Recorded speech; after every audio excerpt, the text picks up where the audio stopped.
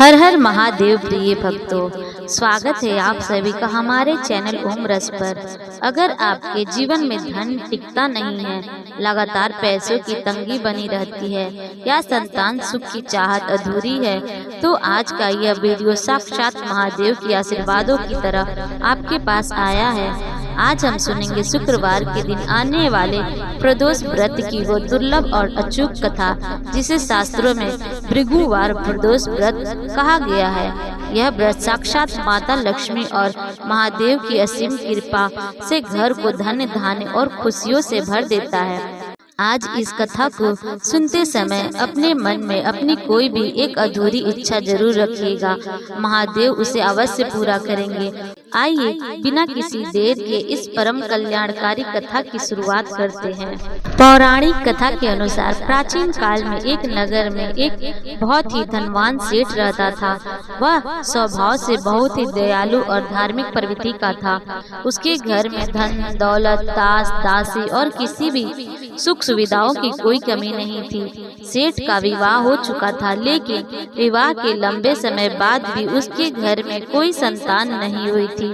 संतान न होने के कारण सेठ और उसकी पत्नी हर समय बेहद दुखी और चिंतित रहते थे। उन्हें अपना सारा धन और वैभव व्यर्थ लगता था। उन्हें हमेशा यही चिंता सताती थी कि उनके बाद उनके इस विशाल साम्राज्य और धन दौलत को संभालने वाला कोई नहीं होगा।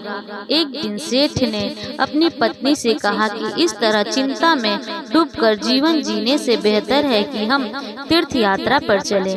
शायद तीर्थों के दर्शन करने और संतों के आशीर्वाद से महादेव हमारे जीवन का यह अंधकार दूर कर दे। सेठानी को भी सेठ की बात बहुत पसंद आई।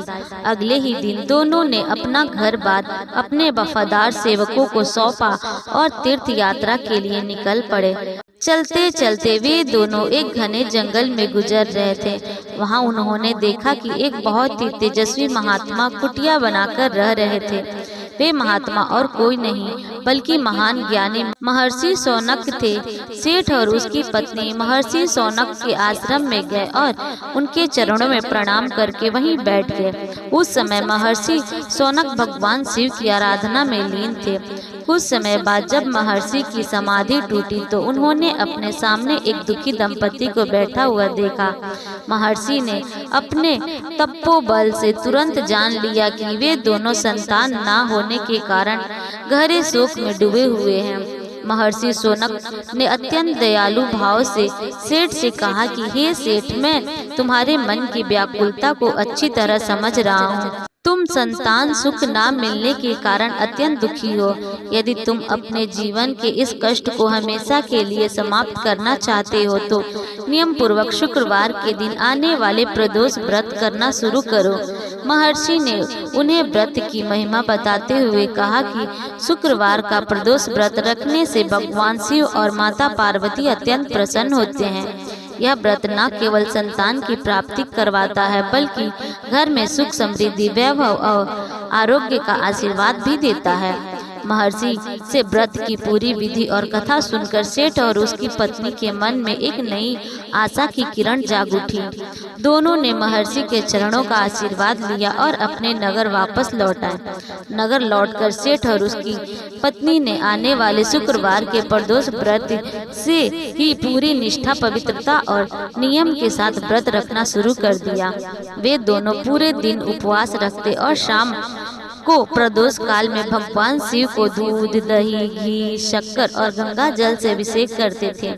वे भोलेनाथ को बेलपत्र धतूरा और फल अर्पित करते और पूरी श्रद्धा से शुक्रवार प्रदोष व्रत की कथा सुनते थे। कई महीनों तक लगातार इस व्रत को पूरे नियम और सच्ची आस्था के साथ करने के फल स्वरूप महादेव और माता पार्वती अत्यंत प्रसन्न हुए। भगवान शिव की कृपा से सेठानी ने गर्भ धारण किया और समय आने पर एक अत्यंत सुंदर तेजस्वी और स्वस्थ पुत्र को जन्म दिया। पुत्र के जन्म से सेठ के घर में खुशियों का माहौल छा गया। उनके जीवन का सारा दुख, सुनापन और निराशा हमेशा के लिए समाप्त हो गई। उनका पूरा घर धन धान्य और खुशियों से भर गया। सेठ और उसकी पत्नी ने जीवन भर इस व्रत को करना जारी रखा और अंत में मोक्ष को प्राप्त किया। इस प्रकार जो भी भक्त शुक्रवार के दिन आने वाले प्रदोष व्रत को पूरी श्रद्धा और विश्वास के साथ रखता है या इस कथा को सुनता है, भगवान भोलेनाथ की कृपा से उसकी गोद कभी खाली नहीं रहती। उसके जीवन से दरिद्रता, मानसिक तनाव और संतान कष्ट हमेशा के लिए दूर हो जाते हैं और उसे हर प्रकार का सुख वैभव प्राप्त होता है। बोलिए सब सदा शिव भगवान की जय, माता पार्वती की जय, हर हर महादेव। प्रिय भक्तों, अगर आपको यह कथा पसंद आई हो तो हमारे चैनल को लाइक करें, शेयर करें और सब्सक्राइब करना ना भूलें। धन्यवाद।